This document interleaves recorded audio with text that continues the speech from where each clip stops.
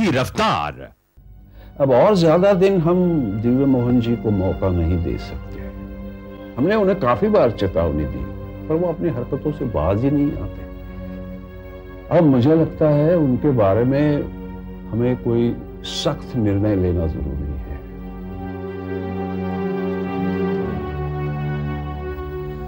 और ये निर्णय के लिए ये मीटिंग का वक्त भी बिल्कुल सही है। उनके खिलाफ हमारे पास बहुत सारे मुद्दे हैं और सबसे बड़ा मुद्दा है उन्होंने किया हुआ बंगाल तूफान पीड़ित घोटाला। उन्होंने जनता के साथ बहुत भारी विश्वासघात किया। मैं उनके सब सबूत आपके सामने रखता हूं। दिव्य मोहन जी को पार्टी से निकाल बाहर करने का प्रस्ताव मैं रख रहा हूं।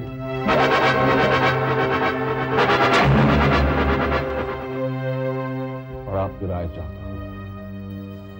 आप जो भी निर्णय करेंगे हम सब उसका समर्थन ही करेंगे। हम सब आपके साथ हैं। ठीक है, तो फिर कल सुबह 11 बजे दिव्य मोहन जी पार्टी के बाहर होंगे। लेकिन जब तक वो रेजिग्नेशन लेटर पे अपना दस्तखत नहीं करते, ये बात टॉप सीक्रेट होगी। ठीक है।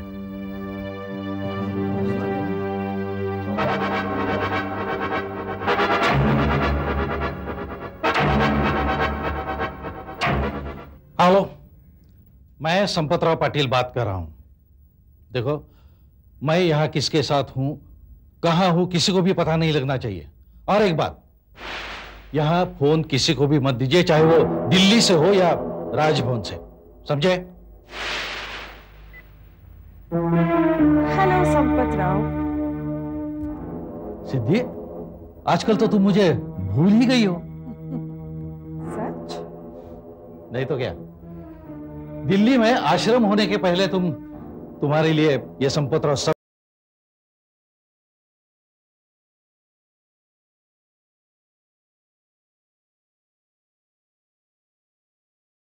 दर्शन ही दुर्लभ हो गया। कह लो जो भी तुम्हें कहना है, मैं बुरा नहीं मानूंगी। लेकिन अगर जो तुम कह रहे हो वो सच होता, तो आज मैं तुम्हें यहाँ इस होटल रूम में मिलने नहीं आती। बिना मतलब की तो तुम नहीं मिलोगे। हाँ, आज मैं तुम्हें तुम्हारे मतलब से मिलने आई हूँ। बड़ी शरारती हो तुम। संपतराव, मुझे शरारती कहते हो, लेकिन तुम भी कुछ कम नहीं।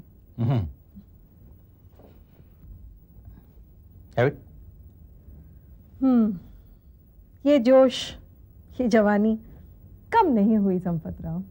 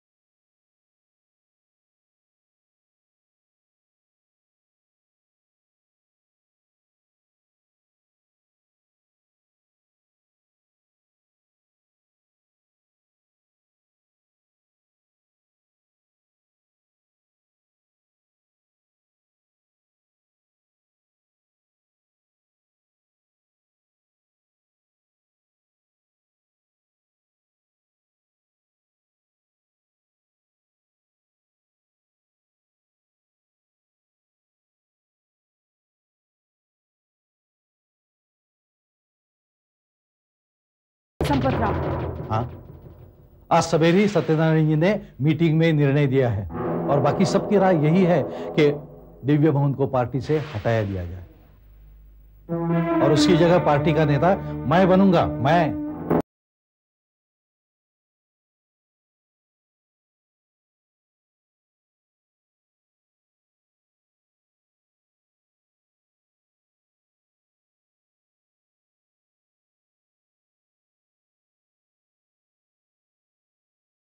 में पिघलने वाले हम दोनों को ये रात मुबारक हो। Yes cheers.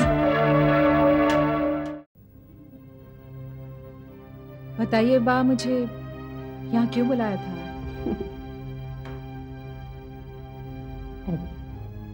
बहुत दिन से तुझे देखा नहीं था, बस। योगेश, मंथन और तुम्हारे बीच जो हुआ उसका तो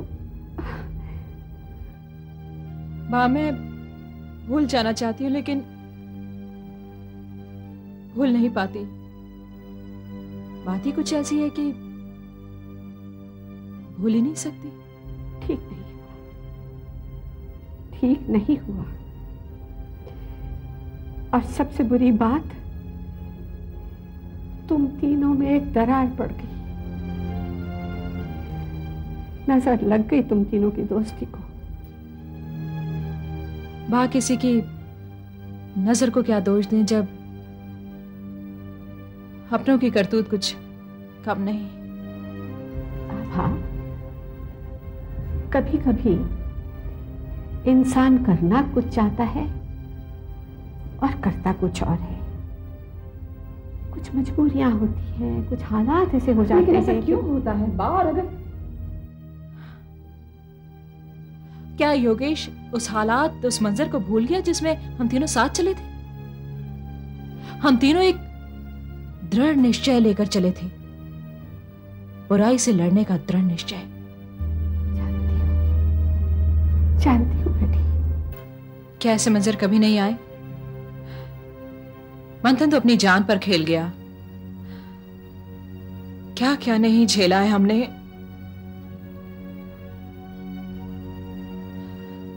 मंथन वो अपना हॉस्पिटल वाला केस हार गया तो उसने इस्तीफा दे दिया।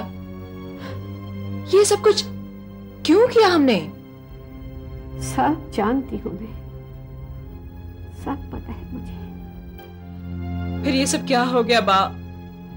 वो हालात अलग थे। उस समय तुम तीनों के अपने आदर्श तो थे ही, मगर उन्हें पनाह देने वाला प्रजासत्ताक भी तो था। तो आज क्या प्रजासत्ताक नहीं है तो हमारा जमीर भी गिरवी हो गया। मैं तुम्हारा दर्द समझती हूँ। बाप, कुछ सुनने का मन नहीं करता, कुछ समझ में नहीं आता, कुछ भी नहीं। मैं निराश नहीं होते बेटे, नहीं। मैं निराश हो गई हूं बा। हाँ, बस खाली खाली लंबे दिन है और उससे भी खाली रातें। कोई तो राह निकल ही आएगी। मैं तुझसे कहती हूँ, सहकार की अब कोई बात मुझसे मत कीजिए बा। इतनी नफरत हो गई है तुझे? नहीं, सहकार से नहीं, अपने आप से नफरत हो गई है। आभा, ये मायूसी छोड़ो। भाई, ये छोड़ने से नहीं छूटती है। आभा, ये वक्त भी गुजर जाएगा। अगर तुम ऐसे मायूस रही ना तो डीएम जैसे लोग इसका नाजायज फायदा उठाएंगे। हाँ, डीएम बा, मैंने हर बार महसूस किया है कि हम लोगों के बीच में जब भी कोई ऐसी वैसी बात होती है उसमें डीएम का जरूर हाथ होता है।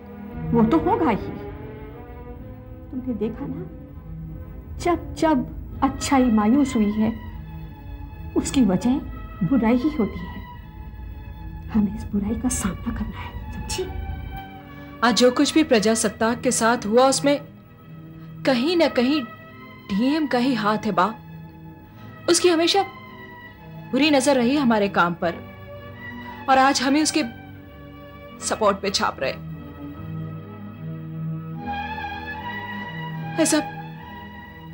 ऐसा क्यों हो रहा है बा? डीएम को भी उसकी सजा मिलेगी। वक्त सबकी परीक्षा लेता है। कब लेकिन बा, कब मिलेगी डीएम को सजा? कब उसी पार्टी से निकाला जाएगा? कब उसे अपनी करने की सजा मिलेगी? शांत हो जाओ आभा, शांत हो जाओ। ईश्वर सब पर नजर रखता है। तुम्हारे दुखों को राहत मिलेगी। हाँ, तुम्हें तुम्हारा सम्मान मिलेगा और दुष्टों को पूरी तरह से सजा मिलेगी। हाँ, हाँ बेटी।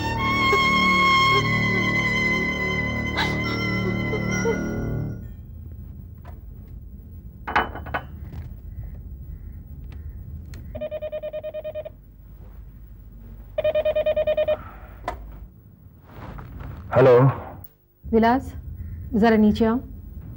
इस वक्त कोई खास बात है? हाँ, बहुत इंपॉर्टेंट काम है। ठीक है, मैं आता हूं।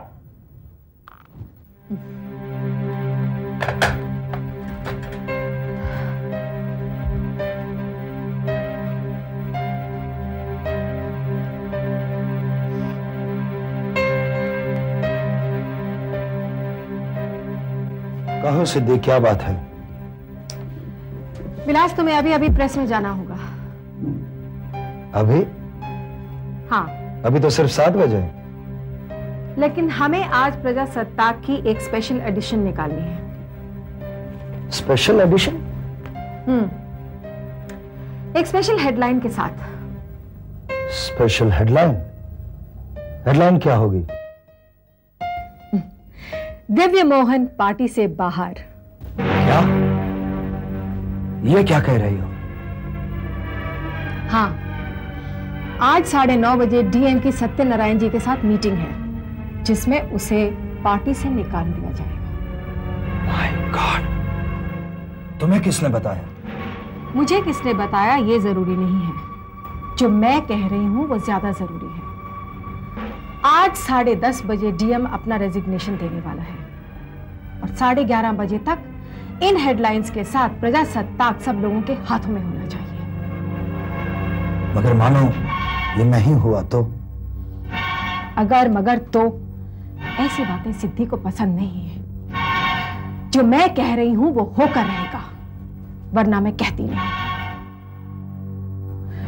पिछले 3 महीनों से प्रजासत्ताक की सर्कुलेशन में जो उतार आया है, अब वो चढ़ाव में बदलने वाला है।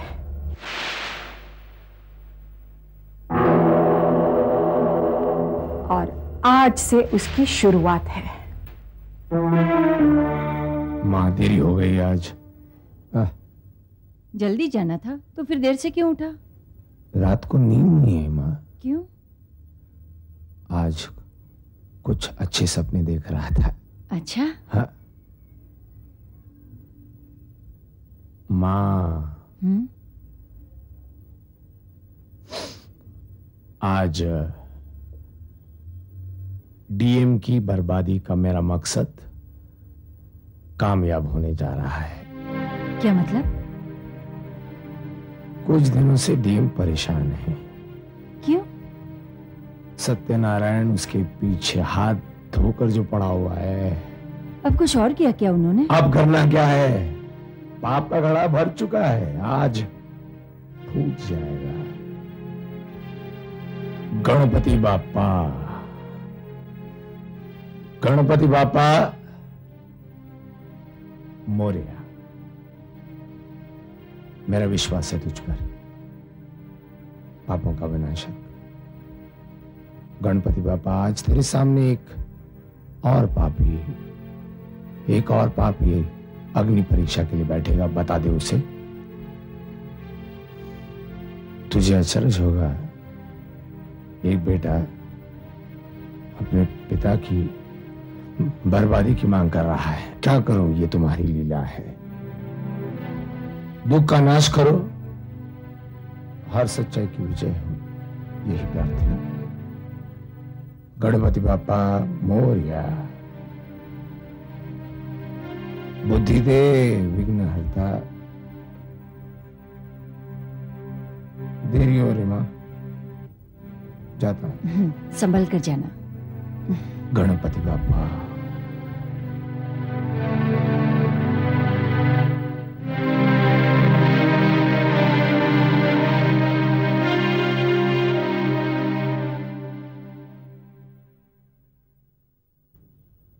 डीएम साहब, मैं भगवान से आपके लिए प्रार्थना करता रहूंगा। भाई, परीक्षा तो सत्यनारायण जी की है, उनके लिए दुआ कीजिए।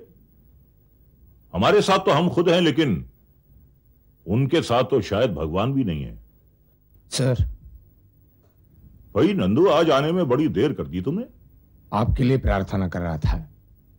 देखा, ये भी तुम्हारी तरह हमारे लिए प्रार्थना कर रहा है। या तो तुम्हें हमारी ताकत का अंदाजा नहीं है, या फिर तुम्हें अपने इस नेता पर भरोसा नहीं है। भाई, आपका पूरा भरोसा है, पर वक्त पर नहीं। वक्त का पता ही नहीं कब किसकी तरफ झुक जाए। नंदू, वक्त हमेशा उन्हीं की तरफ झुकता है जो वक्त को चुनौती देते हैं, और हमने वक्त को चुनौती दी है। हुजूर, चिंता तो इस बात की है क्योंकि आपके बारे बहुत चर्चा हो रही है। हाँ, हमारी चर्चा तो हो रही है, लेकिन हमारे विरुद्ध में। हम सब जानते हैं, सत्यनारायण जी ला के धमकी दे दें कि वो हमें पार्टी से निकाल देंगे, मगर वो पागल नहीं है। उन्हें राजनीति के मैदान में रहना है, और वो अच्छी तरह जानते हैं कि इस शहर में पार्टी हमारे ही दम से है। हमें पार्टी से निकालकर वो खुदकुशी करने की गलती नहीं करेंगे। भाई सर, अब लगता है कि चलना चाहिए, वक्त गुजरता जा रहा है। नंदू, वक्त तो अब काबू में आ रहा है, तुम गाड़ी तो स्टार्ट करो। डीएम साहब, ऑल द बेस्ट। आपका ये ऑल द बेस्ट मैं सत्यनारायण जी से कह दूंगा। शुभकामनाओं की जरूरत उन्हें है, दिव्य मोहन को नहीं।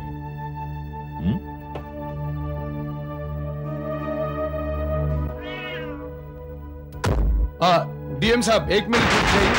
क्या हुआ? अभी काली बिल्ली ने रास्ता काटा है।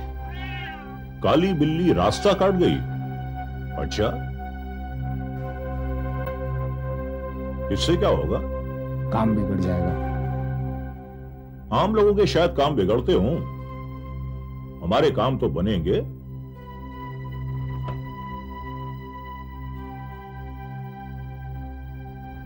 चलो।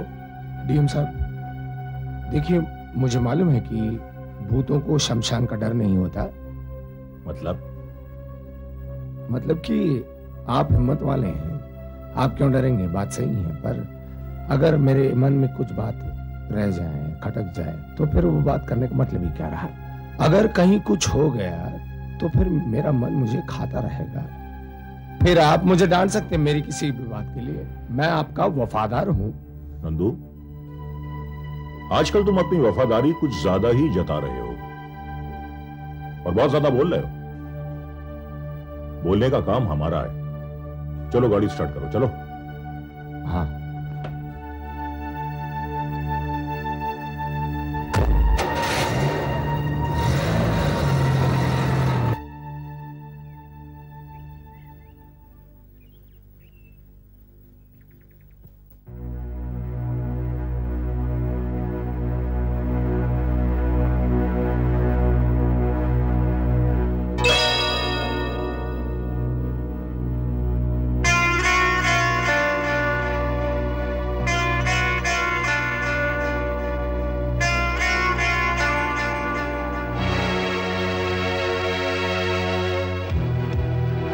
त्रिपाठी जी, आप तो जानते हैं कि दिव्य मोहन राजनीति के आकाश का वो सूरज है जिसे दुश्मन काले बादल बनकर ढकना चाहते हैं, लेकिन सूरज को आज तक कोई ढक पाया है? आप इन छोटी मोटी शिकायतों पर ध्यान ना दें। दिव्य मोहन, तुम तो अच्छी तरह जानते हो कि हम सुनी सुनाई बातों पर विश्वास नहीं करते।